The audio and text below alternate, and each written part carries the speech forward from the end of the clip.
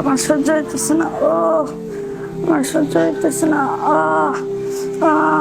আমার সহ্য হইতেছে না।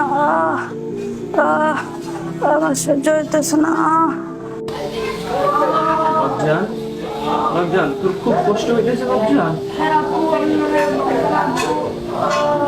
চিন্তা করিস না বাবজান, আল্লাহ সব ঠিক করে দিবে ইনশাল্লাহ। আমি তোর চিকিৎসার সব ব্যবস্থা করব।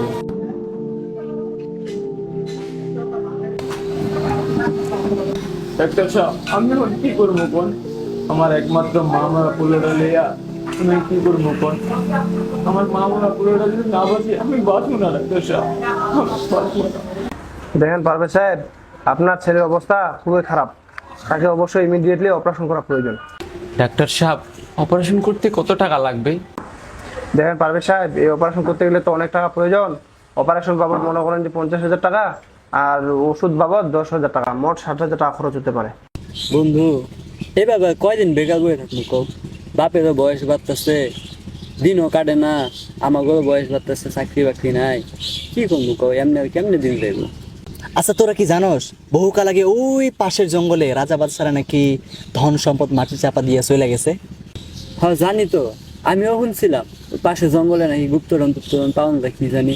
আমাকে গ্রামের একটা লোক নাকি প্রায় অনেক বছর আগে পাইছিল, আব্বার মুখে শুনছিলাম। ভাই, একবার চেষ্টা করা দেখুন যায় নাকি, যদি পাওয়া যায়। আমিও কিন্তু এটাই করতে চাইছিলাম, একবার চেষ্টা করে দেখুন যায় নাকি। কি করছ তোরা? হ্যাঁ, চেষ্টা করে দেখলে খুব ভালো হয় যদি কিছু পাই। আচ্ছা নাহি, তোর বাড়ি তো এখানেই না, তুই দৌড়ায় দেয় বাড়ি থেকে একটা কুদাল লয়ে আয় তো। আচ্ছা ঠিক আছে ভাই, আপনারা না হয় জঙ্গলের দিকে যান, আমি আইতেছি। দোস্ত চল তাহলে যাওয়া যাক জঙ্গলের দিকে।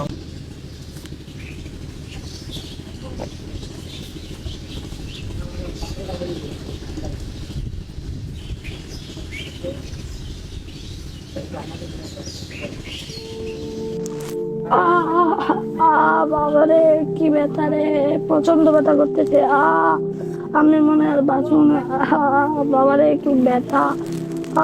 আমি মনে আর বাঁচবো না। কি ব্যথা। চাচা, কোনোভাবেই কি টাকা পয়সার ব্যবস্থা করা গেল না? না রে বাজান, টাকা পয়সার ব্যবস্থা করা গেল না। চাচা, আপনি কি মাতবরের কাছে গেছিলেন?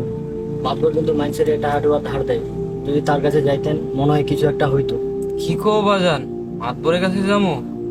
এই তো সুদ খায়, আর ইসলামের সুদ দেওয়া নেওয়া দুটাই হারাম। সুদের সর্বনিম্ন পাপ হইল নিজের মার সাথে জেনা করার সমতুল্য। কি যে কন্যা চাচা, এখন আপনার ওইসব দেখলে হবে? আগে আপনার পোলাটারে বাঁচান। বাবারে কি ব্যথা রে, প্রচন্ড ব্যথা করতেছে।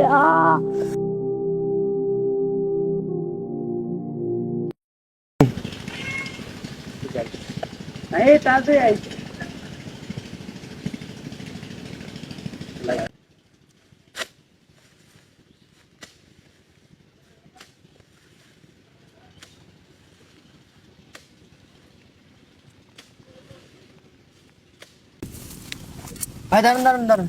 কি জানি দেখা যাইতেছে এটা। ভাই উঠান তো উঠান তো। পাইছি, ইয়া গেছে গুপ্তধন।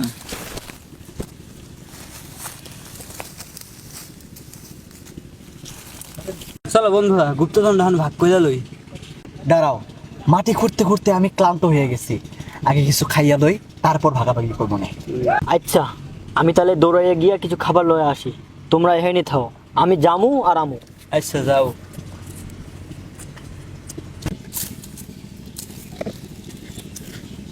বন্ধু দেখো, স্বর্ণটা কেমন ঝকমক ঝকমক করতেছে। আচ্ছা, একটা কাজ করলে কেমন হয়? কি কাজ? এই গুপ্তধনের ভাগ যদি আমরা নাহিদরে না দিয়া দুইজনে ভাগ করে লই, তাহলে কেমন হয়? কিন্তু নাহিদ তো আমাকে লোকে কাম করছিল, হ্যাঁ আমরা কেমনে বাদ দিমু? প্রয়োজন হলে এই গুপ্তধনের লাইগা ওরে মাইরা হালাম। এটা করা কি ঠিক হইব বন্ধু? আরে দোস্ত, গুপ্তধন হলো আসল কথা। আচ্ছা বন্ধু, হ্যাঁ আবার লগে লগে ওদের রাস্তা থেকে আমরা সরাই এলাম, ঠিক আছে? ঠিক আছে। খাবারে তো বীজ মিশাইছি, এখন ওরা দুজনে খাবো, দুজনে খাইয়া মইরা যাবো, তারপর পুরা গুপ্তধনের মালিক আমি একা হয়ে যাবো। আরে এটা সব গেল কই, আর গুপ্তধন কই? কই গেল?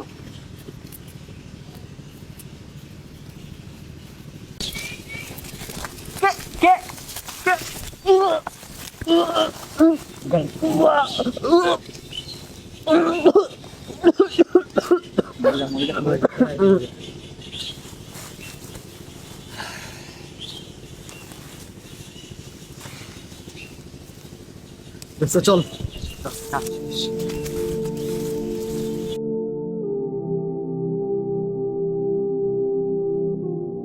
দোস্ত চল, এই গুপ্তধন ভাগাভাগি কইরা এখান থেকে আমরা এখন পালাই।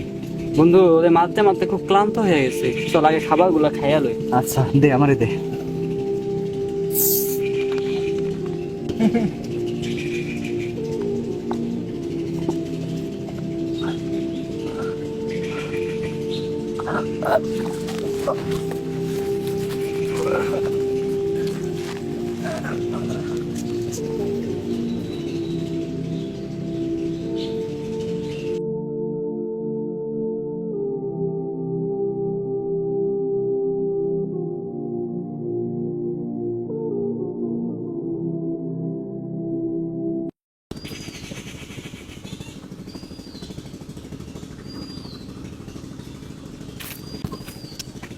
হ্যাঁ এ কি?